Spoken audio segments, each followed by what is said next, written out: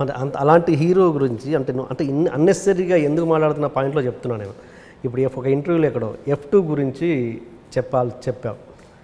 ఎందుకు నేను అంటే నేను అది ఎక్కడ ఒక సినిమా పేరు చెప్పకున్నా బాగుంటుంది అంతేగాని అంటే దానికి ఎక్స్ప్లెనేషన్ చాలా కింద కూడా కామెంట్స్లలో ఉన్నాయి కాబట్టి అడుగుతున్నాను. ఇది దానికి ఎక్స్ప్లెనేషన్ ఇక్కడ వస్తుంది కాబట్టి ఈ క్వశ్చన్ అడుగుతున్నాను. F2 లాంటి సినిమా నేను చెయ్యను అని అలాంటి స్టేట్మెంట్లు ఎందుకు అని అంటాను అప్కమింగ్ హీరోకి.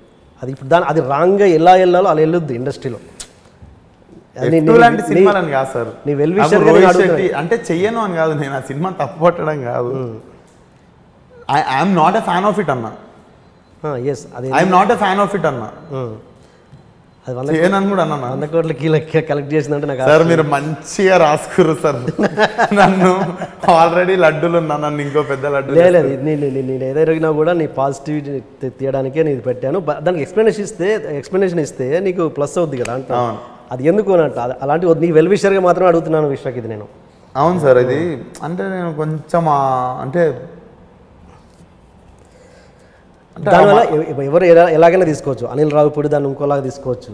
ఏంటి అవునా కదా, తీసుకోవచ్చు. ఏంటి వచ్చి నా సినిమాని ఇంత కమెంట్ చేసే రేంజా లేదు. అదొక ఆర్ట్. నేను అదే ఇంటర్వ్యూలో మళ్ళీ ఇంకోటి చెప్పిన, అది ఇంకొక ఆర్ట్ అని కూడా చెప్పిన. Because it cross 100 crores and Suresh Babu గారు కూడా అదే చెప్తారు. సీ దిస్ ఈ ఫిలిమ్స్ ఉంటాయి కదా ఎంటర్టైనర్స్, ఇవి entertainers, that is one art again. అది అందరికి చేత కాదు, అది ఉంటుంది కానీ I'm not a fan of it అన్నా. ఓకే, మేము యాజ్ ఎ ఆడియన్ ఏం చూడాలనుకుంటాం అవి చేద్దాం అనుకుంటుంటాం. యాజ్ ఎ ఆడియన్ ఇప్పుడు దంగల్ చూడాలనుకుంటాం. యాజ్ ఎ ఆడియన్ ఒక పీకే, యాజ్ ఎ ఆడియన్ ఇప్పుడు అమెరికన్ సినిమాలు ఎక్కువ వస్తాయి నాకు తీస్తే.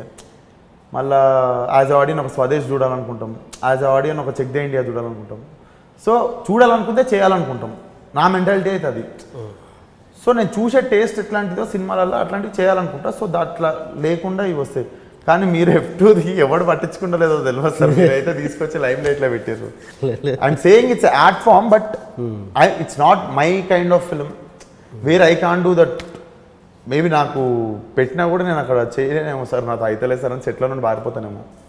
ఓకే, నువ్వు అద్భుతంగా అట్లా ఈ నగరానికి ఏమైందిలో నువ్వు చాలా అద్భుతంగా చేసావు, చాలా బాగా చేసావు, చాలా మంచి పేరు కూడా వచ్చింది. మరి అది కామెడీగా, అది టైప్ ఆఫ్ కామెడీ, అది డార్క్ కామెడీ. అంటే క్యారెక్టర్ చేయదు కామెడీ.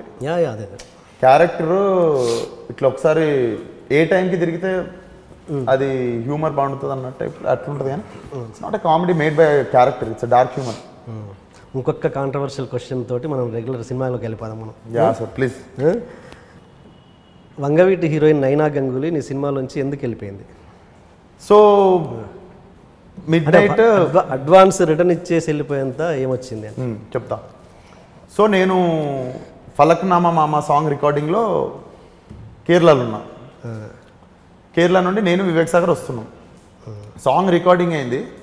నేను ఎయిర్పోర్ట్ నుండి 10:30, 11కి ఇంటికి వస్తున్నాను.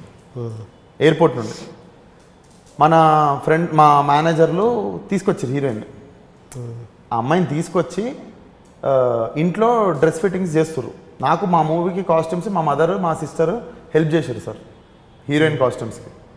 అందుకే మీరు కాస్ట్యూమ్స్లో చూసినా కూడా రాగారెడ్డి దుర్గా అని ఉంటుంది. Durga is my mother. Okay, రాగానే కాలు మొక్కింది అమ్మాయి. డ్రెస్సులు లూజ్ అయినాయి. ఆమె హైట్ తప్పు చెప్పింది మా అక్కకి. ఓకే, మా అక్కకు ఒక హైట్ చెప్పింది, దానికంటే 2 ఇంచులు తక్కువ ఉంది. ఓకే, డ్రెస్సులు లూజ్ అయినాయి. మా మమ్మీ వాళ్ళ ముందు బాగానే ఉంటే పక్కకు వచ్చి మా మేనేజర్ అంటే నా ఫ్రెండే మేనేజ్ చేసింది సినిమా.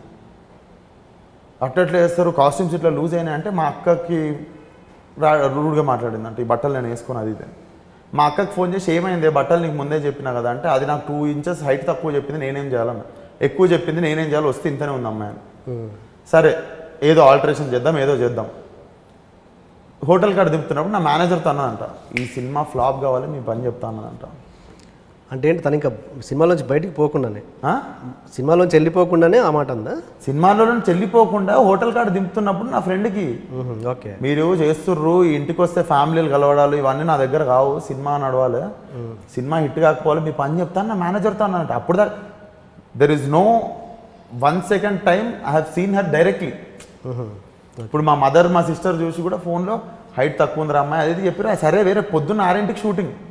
ఓకే పొద్దున్నే 6ంటికి షూటింగ్. ఇప్పుడు ఏం చేయలేము, లెట్స్ క్యారీ ఆన్ అన్న. నేనేమో ఎయిర్పోర్ట్ నుండి వస్తున్నా ఇంకా ఇంటికి రీచ్ కాలే. నేను ఇంటికి రీచ్ అవుతున్నా ఎయిర్పోర్ట్ నుండి, మా మేనేజర్ ఏమో హోటల్ కాడ దింపుతుండు, మీరు బట్టల కోసం వేరే వాళ్ళని బెటర్రా, ఇట్లా చేస్తారు, సినిమా హిట్ కాకపోవాలి, మీ పని చెప్తా అంటే నాకు భయం పట్టేసుకుంది సార్. వాడిని అన్నది రేపు పొద్దున్న సెట్ మీద నన్ను ఏదో అంటుంది. పొద్దున్న నా సెట్ ఎట్లుంటుంది అంటే అందరూ నవ్వు మంచి స్మైలింగ్ ఫేసెస్తో పనిచేస్తాను సార్ సాయంత్రం దాకా. అండ్ నేను ఉత్త యాక్టర్ అయినా మనం చేయొచ్చు, కానీ డైరెక్షన్ వైజ్ నేను జడ్జ్మెంట్ తీసుకోకపోతుంది నాది. సారీ, ఉత్తి డైరెక్టర్ అయినా ఏం కదా, యాక్ట్ చేసినప్పుడు ఎఫెక్ట్ పడుతుంది, సడన్గా సెట్ అప్సెట్ అవుతుంది. నేను అరే చంద్ర ఆమెకి ఇప్పుడు ఫ్లైట్ టికెట్ బుక్ చేసి పంపించేయి, అడ్వాన్స్ ఇచ్చిపోలేదు, అడ్వాన్స్ 2-3 రోజులు అయినా రిటర్న్ ఇస్తే ఇచ్చింది, లేకపోతే లేదు. ఆమె ఇచ్చేసింది. She have been nice that way. నేను ఒకటే అన్నా, లేదు ఇంత ఆరోగ్యన్స్తో ఉంటే నేను పని చేయలేను అమ్మా, నువ్వు వెళ్ళిపో బాంబే అని చెప్పి. మిడ్-నైట్ 12 to 2 ఎట్లా తెలిసిన సర్కిల్లో ఎవరున్నారు అని ఎత్తికితే దిస్ ప్రశాంతి అనే అమ్మాయి నాకు ముందు పరిచయం ఉంది. And I know that she is trying for one Malayalam film అని కూడా. సో ఆ అమ్మాయిని మిడ్-నైట్ ఫోన్ చేసి ఒకసారి కలవాలి మిమ్మల్ని అని చెప్పి 1:30కి ఆడిషన్ తీసుకొని సెట్ అవుతుందా కాదా డెసిషన్ తీసుకొని చలో ఈమెతోనే షూట్ చేసేస్తున్నామరా అని చెప్పి మార్నింగ్ 6కి సెట్లో హీరోయిన్ ఎవరు అంటే ఈమెను చూడగానే కెమెరామ్యాన్, మా డాడీ, అందరూ సగం అసిస్టెంట్ డైరెక్టర్, నాకు 2 అసిస్టెంట్ డైరెక్టర్లకి, నాకు మా మేనేజర్ టీంకి వీళ్ళకే తెలుసు. ఓకే, నైట్కి నైట్ ఇది అయింది, అది ఇంత అరేంజ్ చేసింది, పంపించేసిన సార్. ఎందుకంటే మార్నింగ్ కాలేజ్ రెంట్ అదేంది పర్మిషన్ కట్టేసినాం సిటీ కాలేజ్ది. ఓకే, ఫస్ట్ సాంగ్ ఉంటుంది కదా ఫలక్నామా మామ, కాలేజ్ పర్మిషన్ కట్టేసినాం. 500 మంది జూనియర్ ఆర్టిస్టులు, కెమెరా, లెన్సులు, లైట్లు, నేను వాడిన ఆన్మార్ఫిక్ లెన్స్, అవి లిమిటెడ్ డేస్లోనే బ్లాక్ చేసుకోవాలి. బ్లాక్ చేసుకున్న రోజు రెంట్ కట్టాలి, వాటి లెన్సుల రెంట్ 70,000-80,000. అట్లా ఆ రోజు మొత్తం ఎక్స్పెండిచర్ ఒక 10 lakhs ఉండే. ఓకే, మనం ఈ 10 lakhsది పోస్ట్ పోన్ చేద్దామా, ఎంత పోస్ట్ పోన్ చేసి అందరినీ రిక్వెస్ట్ చేసినా 5 lakhs అయితే అడుగుతారు కదా. జూనియర్ ఆర్టిస్టులు కూడా బ్లాక్ అయిన వాళ్ళు 50% పేమెంట్ అడుగుతారు కదా. I do not wanted to cancel the shoot because of heroine. నా సినిమా స్ట్రాంగ్, ఆ ఫస్ట్ అమ్మాయి బాగుంటుంది, అమ్మాయి తెలుగు అమ్మాయి, luckily we founder, let's caster అని చెప్పి కాస్ట్ చేసేసినాం. This girl from 4 o'clock hotel నుండి అట్లనే వెళ్ళిపోయింది. నేను డైరెక్ట్ కలిసింది కూడా లేదు. ఓకే, బట్ నా ఫోన్లో మాట్లాడినావా? తనతో ఫోన్లో మాట్లాడినా. You can be this arrogant అంటే ऐसे कैसे होता मेरा कपड़े मेरा कॉस्ट्यूम डिजाइनर रहना चाहिए अभी भी అంటే so I can't tolerate this arrogance అని చెప్పి మా మేనేజర్కి చెప్పి పంపించండి అని చెప్పిన. తను సేమ్ అదే అంటుంది. ఏది తను మాట్లాడే విధానం, తన యాటిట్యూడ్ నాకు నచ్చలేదని.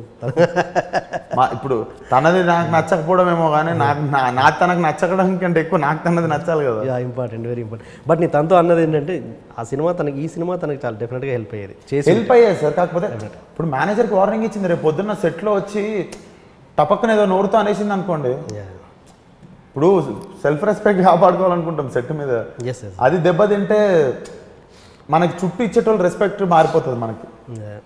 ఎక్కడో చిన్న మిస్కమ్యూనికేషన్ అయింది, బట్ ఓకే.